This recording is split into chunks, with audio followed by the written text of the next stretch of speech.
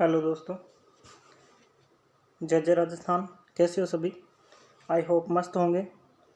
आज हम पढ़ने वाले हैं एमए प्रीवियस राजस्थानी से संबंधित। आज अंतिम क्लास है द्वितीय पेपर से संबंधित, जिसमें हम पढ़ेंगे कुंवर सी सांखलो। जैसा कि आप देख ही रहे हैं इसको स्क्रीन पे।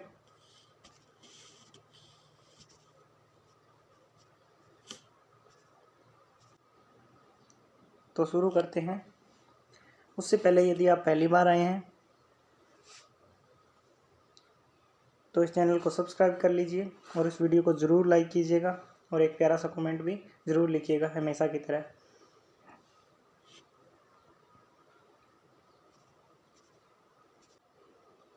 आज हमने प्रश्न लिया है कुंवर सी सांखलो से संबंधित। प्रश्न है, कुंवर सी सांखलो राजस्थान रा मध्यकालीन सामंती जीवन री ओपनी ओळखाण है। ओळखाण यानी कि पहचान है सामंती जीवन की, ठीक है। तो उसके बारे में आपको स्पष्ट करना है।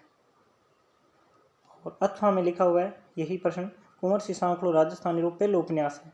तो राजस्थानी का पहला उपन्यास कौन सा है? कुंवर सी सांखलो। इस बात को उदाहरण सहित समझाना है। तो बात ने उदाहरण साथे समझाओ।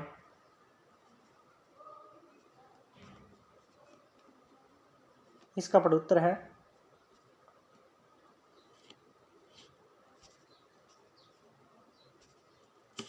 राजस्थानी साहित्य पद्य रिदीठ यूं जितनो विशाल है, वैविध्यपूर्ण है और गरिमापूर्ण है, गद्य रिदीठ सु भी उतनो ही विपुल और वैविध्यपूर्ण है। यहाँ पर उतनो आएगा और यहाँ सु आएगा, ठीक है। थोड़ी टाइपिंग मिस्टेक है। राजस्थानी गद्य री महत्ता प्राचीनता रिदीठ सु ही नहीं, आपरी रूपगत और शैलीगत विशेषताओं ने रे कारण भी वह समूचे भारतीय गद्य साहित्य में विशिष्ट होड़ बनाया रखी है। राजस्थानी पद्य साहित्य जिण भांत आपरी ओजस्विता चित्राम और सजीवता सु आखे जन में जानी जे 19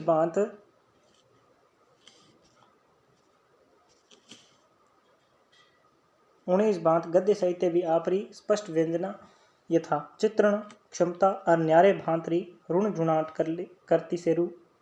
करती शैली सारू प्रसिद्ध है। यानी कि जिस प्रकार से राजस्थानी साहित्य में गद्य साहित्य का महत्व है, वैसा ही पद्य का है, और जैसा पद्य का है वैसा ही गद्य का है। गद्य में क्या होता है? बेसिकली थ्योरी होती है, सीधी थ्योरी लिखी होती है। जिस प्रकार से हम पढ़ रहे हैं ये थ्योरी है, ये गद्य है। और जब उसमें कविता का पुट आ जाता है, कविता आ जाती है, या फिर कोई गीतात्मक शैली से संबंधित काव्य आ जाता है, तो वो सारे क्या हैं? गद्य में आते हैं। यानी कविताएं वगैरह जो है वो पद्य है, और गद्य में जो हम पढ़ रहे हैं इस प्रकार से जो थ्योरी है वो क्या है? गद्य है। तो इन दोनों का ही राजस्थानी में क्या है? राजस्थानी साहित्य में महत्व है, और दोनों एक दूसरे से कम नहीं है, ये बात कहना चाह रहे हैं। खासकर राजस्थानी कलात्मक गद्य में वाद साहित्य री न्यारी ठोड़ है। वो साहित्य मोकड़ो है। मोकड़ो मतलब बहुत है, कमी नहीं है, इतना है। साहित्य क्षेत्र में इनने कहानी रो पर्याय माने, यानी जिस प्रकार कहानी है उसी प्रकार इसको मानते हैं। पण यानी पर उन री तकनीक वर्तमान कहानी से नितांत भिन्न है, लेकिन ये कहानी से क्या है? भिन्न है। बनगत दीठ सु ये बातां विविध प्रकार री है। आमे प्रेम रो रंग है, जो जुद्ध री आग भी पुराणिक युग री अलौकिकता है।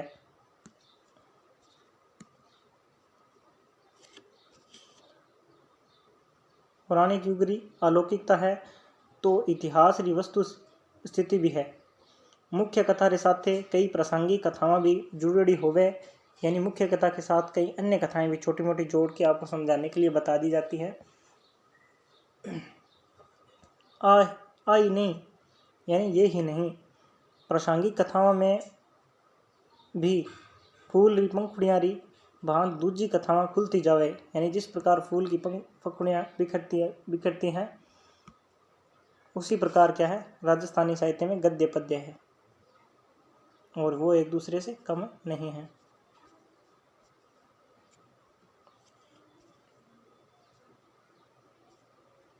अब है अलौकिक तत्व। तो कथा में दूध में पानी की भांत गुण मिल गया है, यानी जिस प्रकार दूध में पानी मिल जाता है उसी प्रकार उसमें अलौकिक तत्व मिले हुए हैं राजस्थानी साहित्य में।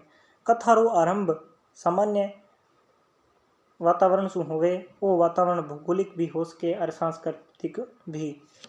वर्णाली अधिकता, भाषागत प्रवाह है, संवादों में नाट्यता, उपमा उत्प्रेक्षा और दृष्टांतारो फुटरापो, यानी कि ये अलंकार है। उपमा उत्प्रेक्षा और दृष्टांत, यानी कि दृष्टांत अलंकार वो होता है जब एक उदाहरण दिया जाता है और उसके बाद में उससे संबंधित एक और दूसरी बात बताई जाती है उस बात को समझाने के लिए, उसे दृष्टांत अलंकार बोलते हैं।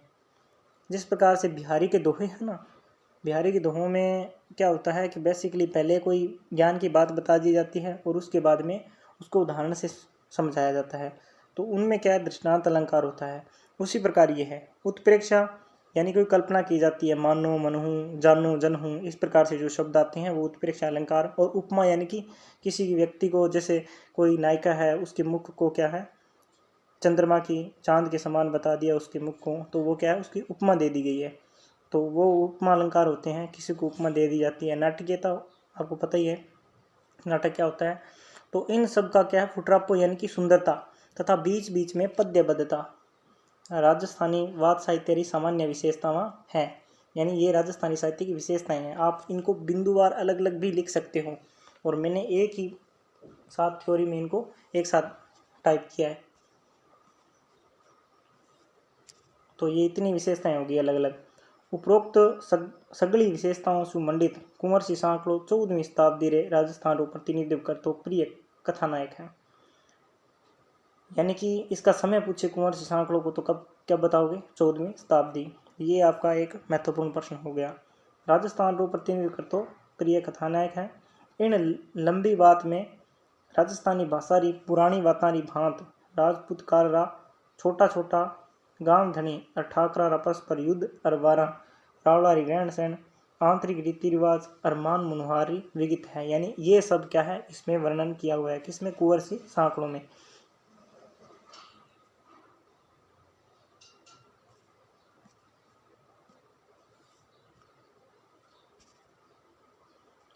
इन बात में ख्यात रो अंश तो नामात्र रो है।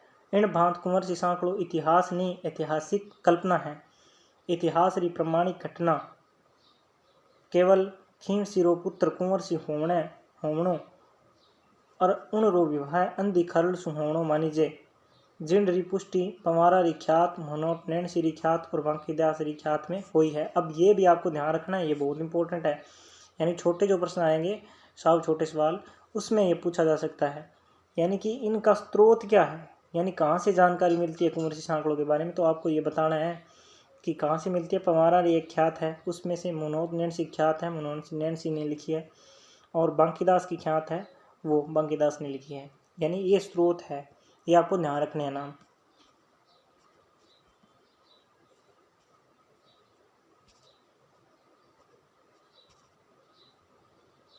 प्रस्तुत कृति में कुंवर सिंह सांकला रा जन्म, विवाह, युद्ध, ऐश्वर्य, संपन्न जीवन रो क्रमशः विवेचन है। यानी आपसे पूछा जा सकता है, ये प्रश्न और बन गया एक छोटा, पूछा जा सकता है कि कुंवर सिंह सांकलो में किस चीज़ का विवेचन है, तो क्रम से बताइए। तो आपको बताना है, सबसे पहले उसमें जन्म के बारे में बताया गया, फिर उसके विवाह के बारे में, फिर उन्होंने जो युद्ध किए थे उनके बारे में, फिर ऐश्वर्य संपन्न उनका जीवन किस प्रकार से बीता, वो सब बताया गया है कुंवर सिंह सांकलो में।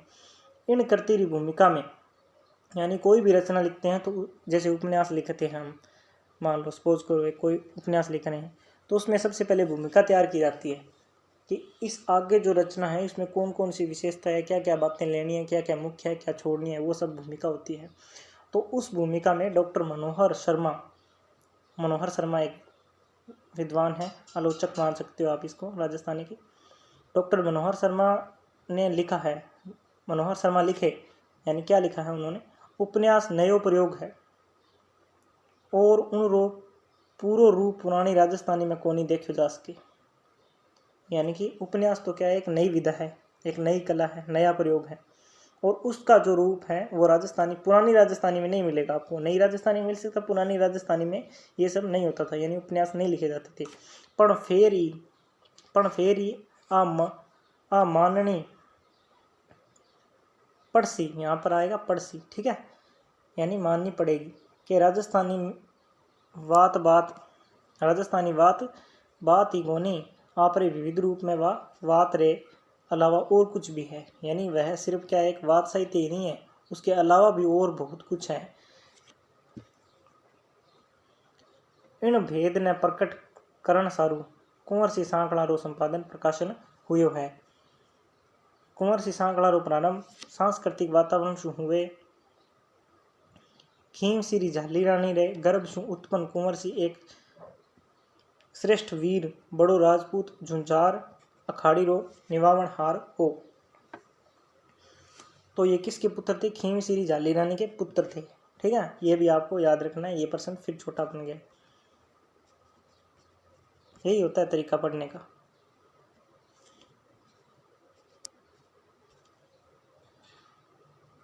कुंभ की कुंवर सिरे भरमल सु विवाह अप्सरी है। अप्सरी वेमन चरी परिणीति हो, यहाँ है नहीं आएगा। किससे हुआ था विवाह? कुंवर सिंह से भरमल सिंह विवाह, ठीक है, तो ये नाम भी आपको ध्यान रखना है। भरमल सिंह विवाह अप्सरी वेमन चरी परिणीति हो और कुंवर सिंह ने मारनरी एक तरकीब ही।